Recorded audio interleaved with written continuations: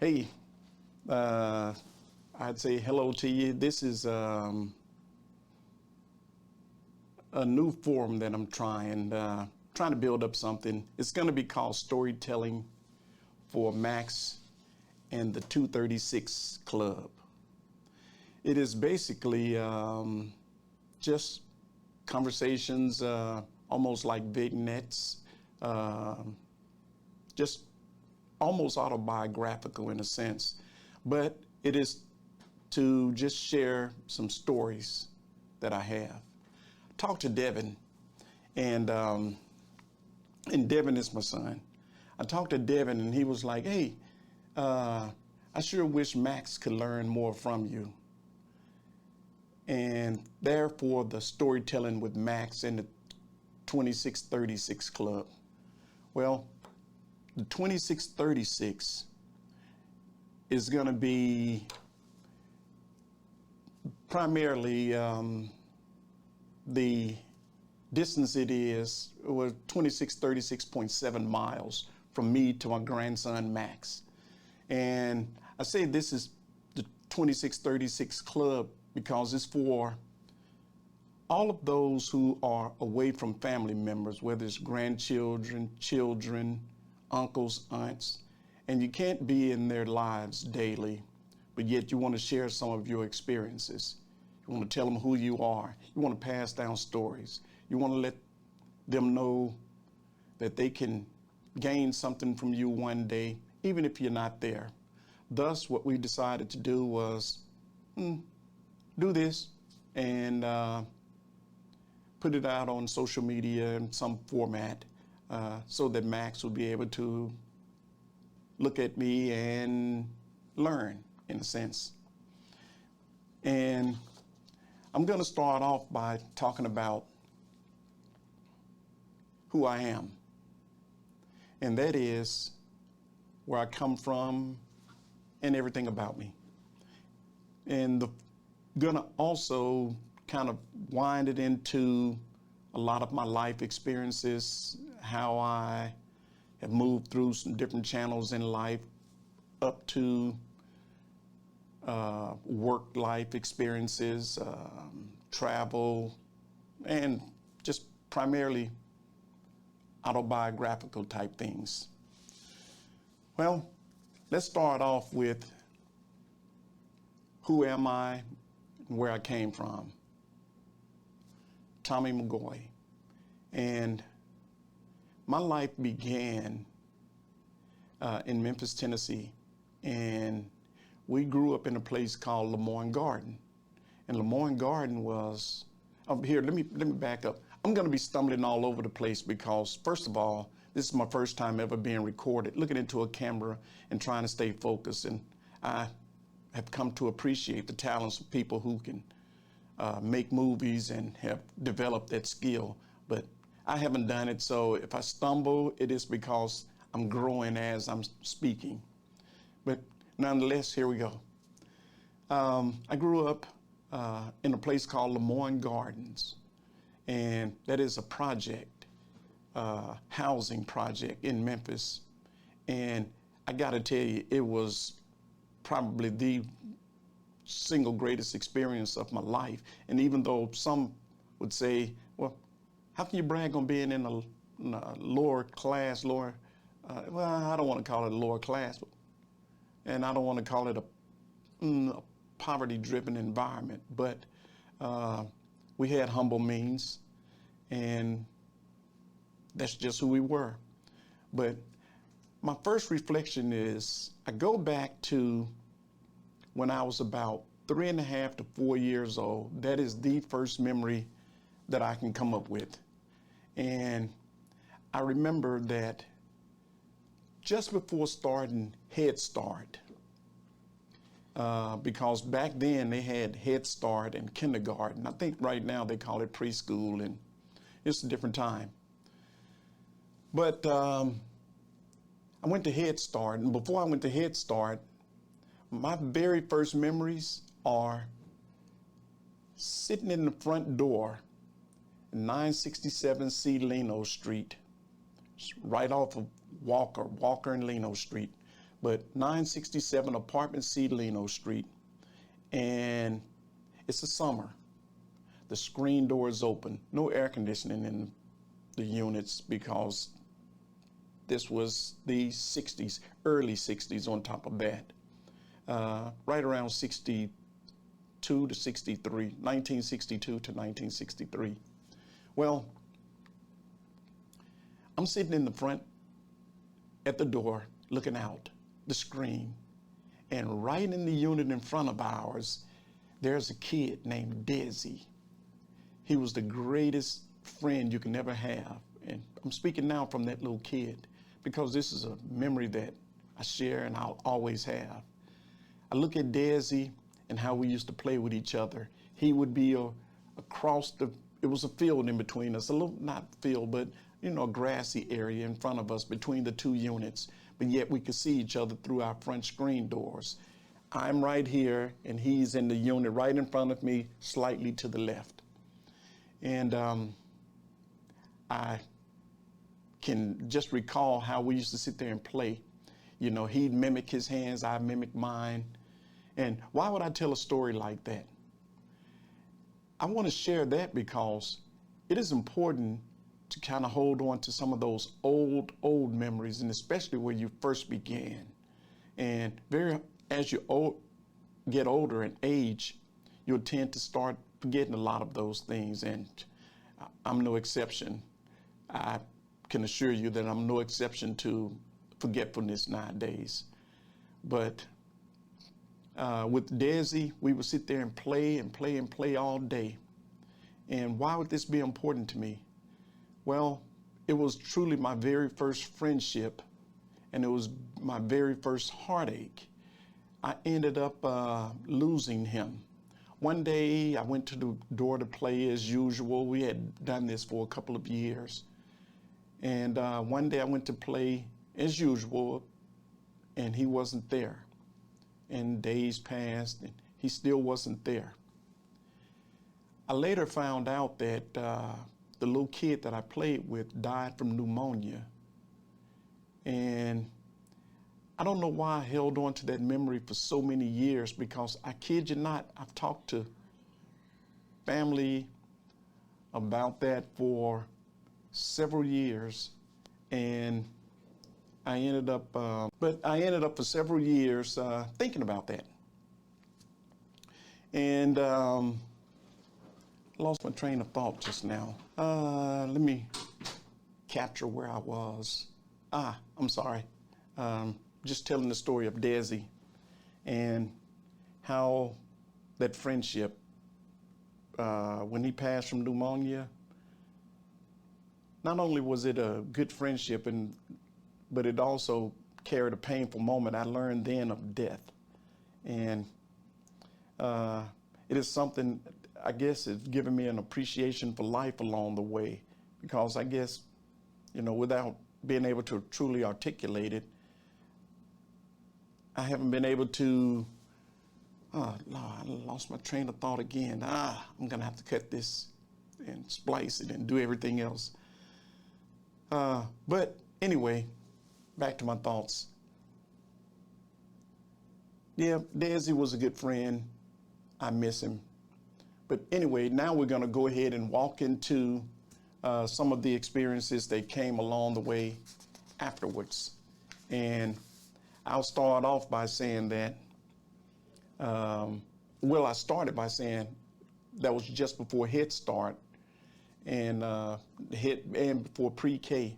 One of the other things that drives this moment is, I remember when I first started Head Start, it was, they had to let me start early because I had an attachment to my brother. I had a brother 1 year older, and I had a profound attachment to him when we were little kids. And when he went to Head Start, I guess I cried or grieved so much that after my mother spoke with the coordinator there, I guess that's the term or the headmaster, I'm not sure what you could call a Head Start administrator, but after she spoke with them, they made an exception and allowed me to start early because I was kind of crying a lot, so I've been told. I do remember that separation at the time. And I ended up starting early, but those are the moments that I can first recall. And that is between the age of 3.5 to 4, 5 years old. Now, let me begin by talking about the good parts of growing up. And that is, I had several friends. I had several friends. And one of the primary things we did was we went to the boys club. There was a boys club. Now they have boys and girls clubs. It's a combination facility. But back then we had the Goodwill Boys Club. And it shaped my life. Totally shaped my life. We would go there and after school and on Saturdays, and I wish there was one in every neighborhood. That's how profound it is. We would do arts and crafts. We would do gym like basketball, ping pong, pool. We had teams that we participated on, like, baseball teams and everything. But it was just ideal for any child. I would recommend that if you have any kids, and not speaking to Max right now, but just in theory here, children should always be in some programs like that, because it was very instrumental in my development. And I had some friends back then too. One of my best friends, Anthony Boyce, and I guess who you consider your best friend, I'm not sure it was reciprocated, but I think so, because if I had a conversation with him today, he would probably say that I was his best friend also. But I can remember Anthony Boyce, Harold Ivy, Ricky Young, Prez and John, Harvey Mitchell. He had two twin brothers, Latrell and Lavelle. Was it Lavelle? We had Chris Johnson down there. But we had a lot of, little boys that were growing up together. And, I look at now when people move into homes or houses, and if you haven't yourself put into a neighborhood where, you're separated from your neighbors, or you don't have as many kids in the neighborhood, some kids miss that experience, and it was a tremendous experience. And I would say, I would recommend that every child have that opportunity to go through having somebody close. And if in fact you're in an environment where there are no kids, for your sons and daughters, just put them in any kind of a program to where they can have that social interaction, because that's very important. And let me see, that boys club was real important. But there's another thing too. We had Lemoyne College, which is a historically black college, or what they call the HBCUs, historically black colleges and universities. But Lemoyne College was our neighborhood college. And they just embraced the kids of the area and had us in summer programs, and they really helped a lot with some of the programs they offered the neighborhood.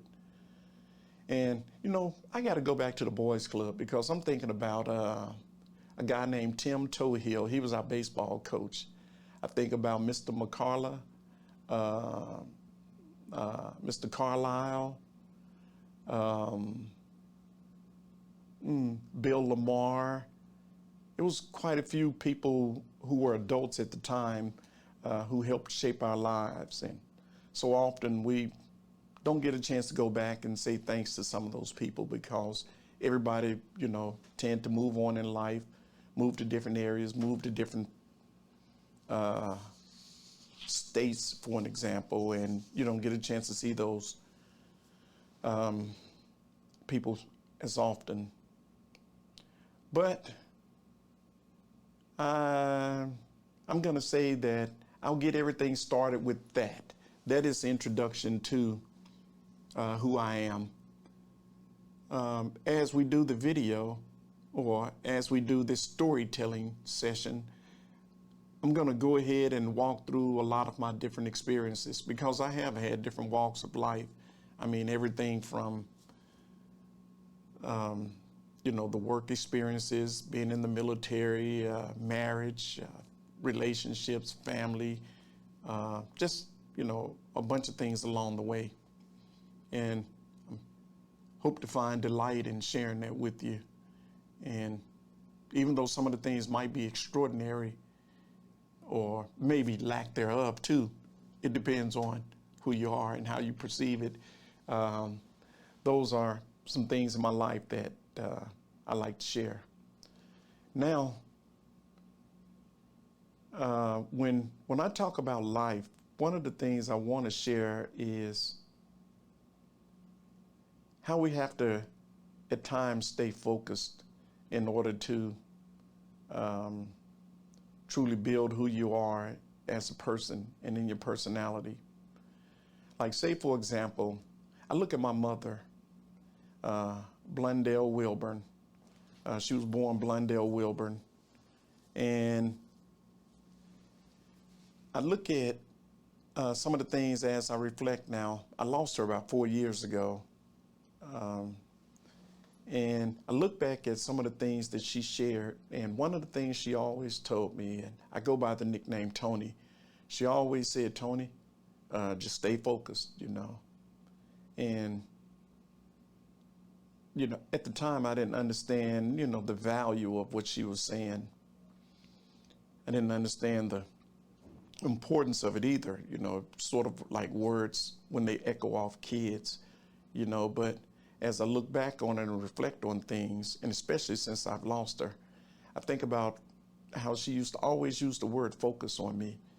And I think I've kind of maintained that, and it's helped along the way, because I have had some accomplishments, and some of the things that have built my personality over the years have been because of focus, because I have tended to try to be kind along the way, because I think very few things are ahead of kindness. And I figure if you are a kind person, you'll find yourself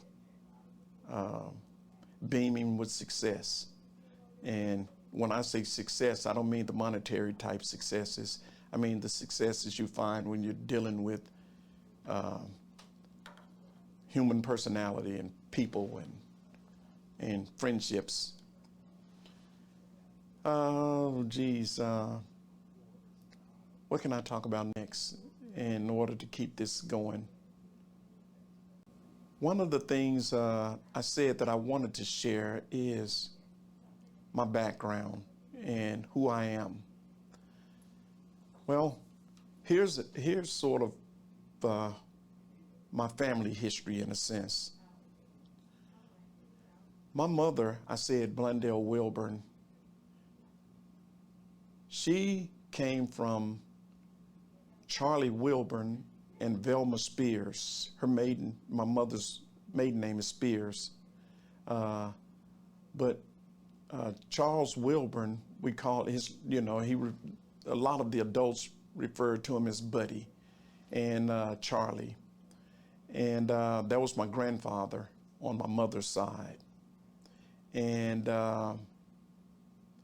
his father was a preacher, Reverend George Wilburn, and his wife is Laura Wilburn, or Mama Laura. But let me step you through the history as I know it, and this is just some of the things that have been passed down to us over the years. But here we have Mama Maggie Crittenden. She came from what we understand, that's been passed down because we've lost a lot of the older people, and I'm getting older myself. That's why I figured I'd capture some of this so that, you know, there's some kind of a historical record. But Mama Maggie, her maiden name was Crittenden, or her name was Crittenden, and it, from what we have, she came from Crittenden County, Arkansas. Our people may have migrated to Tennessee from Arkansas, and I think it was Colonel Crittenden's, you know, area or property, I should say. And we did come through slavery. We came through there through the Crittenden plantation, from what I understand. And I don't know Mama Maggie's mother's name, but she was a slave. We had Mama Maggie Crittenden. And then from her, we have Mama Laura and Laura Crittenden, which is, she married and she became Laura Wilburn after marrying Buddy Wilburn, or Charles Wilburn. I mean, I'm sorry, Papa marrying Papa, which is George Wilburn. Man, I'm sorry about that mistake. But after marrying George Wilburn. Well, after Mama and Papa, which are my great grandparents, Mama Maggie is my great-great-grandparent. Mama Maggie, great-great-grandparent. Mama and Papa, or Mama Laura and George Wilburn, Reverend George Wilburn, that's my great-grandparent. My grandparent is Buddy Wilburn, or Charles Wilburn, and Velma Spears. And they had my mother, which is Blundell Wilburn, and the Wilburn name just came down from Papa and Buddy to Mom. And Mom had my generation. My generation had Devin's generation. Devin's generation had Max's generation. So if we look at it, we have Max, Devin, me, that's 3 generations. Mom, Charlie, my granddaddy Charlie, that's 5 generations. We had Mama Laura and Mama Maggie. So I can only take this back 7 generations. I don't know anything about it. I guess I should take the time at some point to do some kind of a genealogy search, you know, just to have a better understanding. But from what I hear from all the people, finding records pretty difficult. And when I say the records, I mean census type records and census data. And it's almost impossible to get hospital records, because a lot of that, those hospital records that were from that time were hard papered. And then I think they went to microfiche before they digitized everything. But some of the records are hard to find. But one day I might do a deep dive and try to find it so that I can create a more thorough picture for you. And I just hope you can appeal to my sense of wanting to do it for you, but not having it at my disposal right now.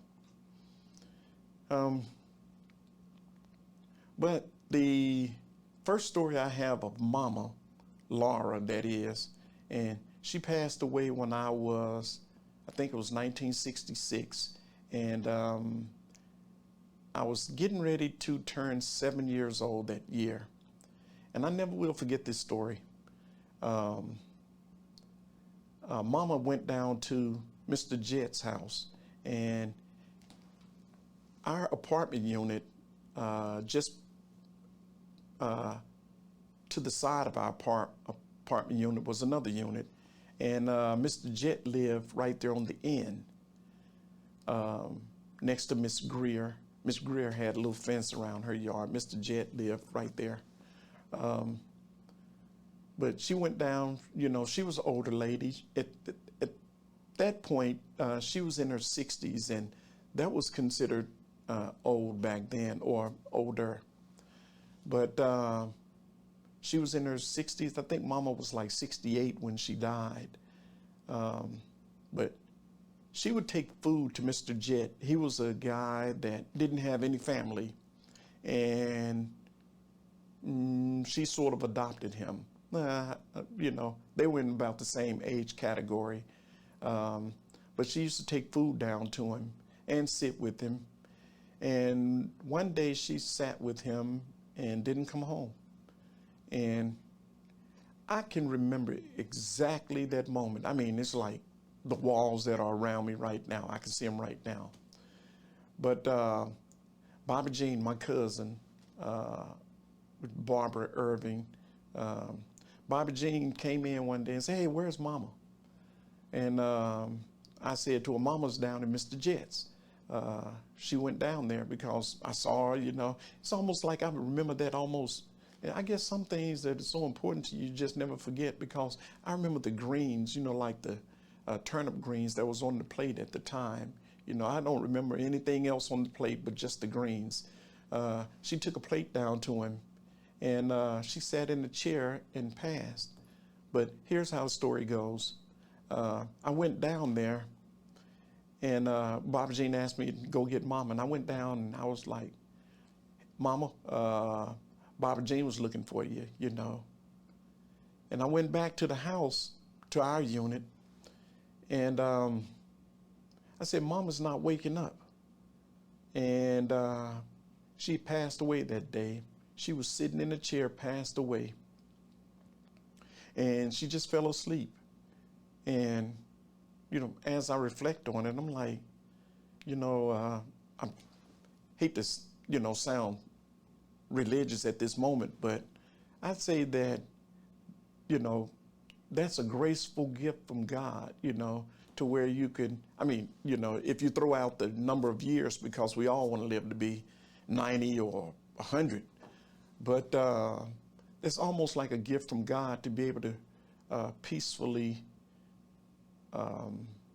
pass away like that, And I say to myself, hey, if I have to go, I hope I'd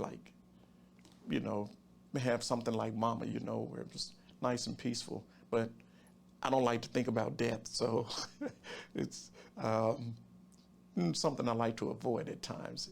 But nonetheless, back to where I was. But that's how Mama passed. And back then, we used to have the bodies at the house, because I remember that night we had a wake, and she was like in the living room downstairs. We had upstairs in this apartment that we had. And I came downstairs and I saw the body down there. And it was, kind of dark, but when I say dark, I mean, like the ambience or the lighting. It was kind of like soft lighting. And I never will forget that. But I said I'd never let her die, I made a commitment. There's certain things I made commitments on that I've been able to live up to. And my sister Yolanda reminds me of it all the time. She said to me one day, "Tony, you know what? You told Mom you was going to buy her a house when you were 9 years old." I think she said 9 or 11, but 9 years old. And you lived up to it. Well, I try to live up to promises, even though, it's at times, kind of hard to fulfill, but I guess, within my character, I try to not breach any of the mindset that I have around keeping a promise, And where was I going with that? I was talking about Mama. Lost my train of thought right then. Where was I going with that? Oh, keeping my promises. I do like to keep the promises. And what I did was I told myself then, because somebody said that later in life, they said that a person isn't dead until you forget about them. And I promised myself, not at that moment that when I was a little kid, but later on, I was like, I'm going to always talk about Mama, because it actually keeps her alive. And a person is not dead or truly dead until you forget them. So I tell the story. I try to keep it alive. I'm going to keep it on and pass it on. I can at least pass it to a grandchild, and hopefully the grandchild will pass it to a grandchild so that we'll have some kind of a link, or have it intertwined in our thoughts and in our personality, because I think that if you're grounded with your family life, everything else will fall in place. And if you don't forget your family, everything else will fall in place. Well, I talk about Mama because she was the matriarch of the family, the oldest lady of the family. And then after she passed, that passed on to my Aunt Mary, or we called her May, my Aunt May. And God, I tell you, she was significant in my life also when we were living in Lemoyne Garden, because here's what May did for me. When I was a kid,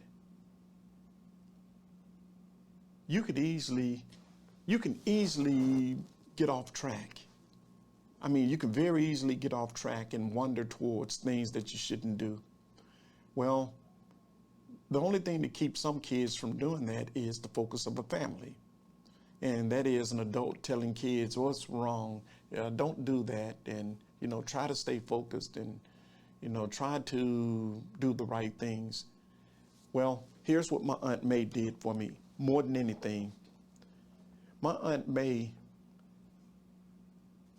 would give us pennies. She wasn't a wealthy lady.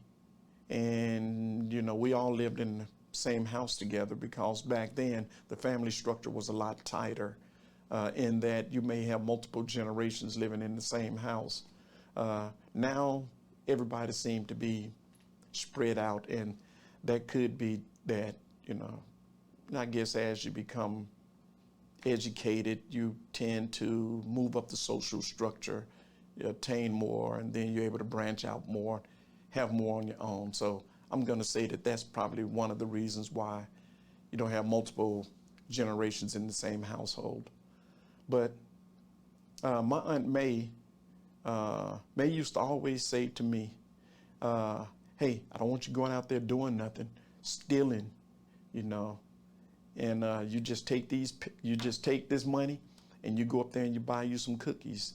And I mean, she would give us 3 cents. It don't sound like much, 3 pennies. When I say 3 cents, 3 pennies, she'd give us a nickel. One day it might be a dime. One day it might get up to a quarter, which was a lot of money back then, because I'm talking several years ago. But the beauty of it is I was able to take those pennies, and if you weren't as selective, you could get, they had different kinds of cookies, right? They had oatmeal cookies and cream-filled cookies. But if you kept it basic and just got the butter cookies, you could get the cookies for 2 for a penny. So on those days where we only had pennies, she gave us only pennies. Those were equally as good as the days that were dime or 15-cent days. But you could buy the 2 for a penny cookies, put them in your pocket, walk around all day and break off of the cookies. If, say you have 3 cents, you could buy yourself 6 cookies and break off those cookies all day and try to drag it along. But a valuable lesson that she taught was that I didn't realize I was learning at the time, is that she was keeping me away from doing bad things, but I was learning how to value money. I was learning how to do the right things, not take any shortcuts. And all it took was just her word. And let me back up a step. And here it goes.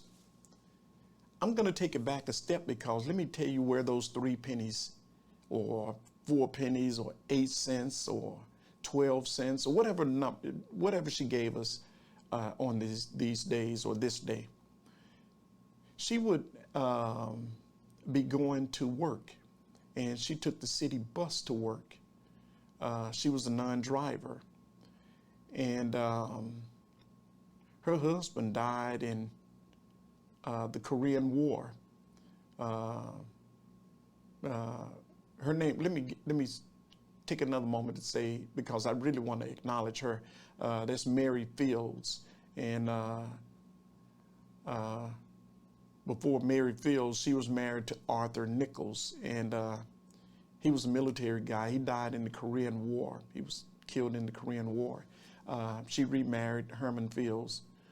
But she would go to work, and I would walk her to the bus stop. And this is very important to me here. I would walk her to the bus stop, and I would stand at the bus stop with her and go, "Hey, what time are you going to come home?" And she would literally say the same thing every day. "You know good and well, I'll be home at 4 o'clock. And I think she got off around 3:30, and it may have taken a half hour to catch the bus to come home. And the reason why I think I would ask her that almost daily was because she used to almost constantly tell me to meet her at the bus stop. So then when she got off the bus stop, I would meet her at the bus stop, and we'd walk back to our apartment unit. But I used to walk her to the bus stop every morning. And this is my grandfather's sister. I'm not sure if I mentioned that before, but my Aunt May is my grandfather's buddy's sister. But when I say buddy's sister, I mean him being buddy.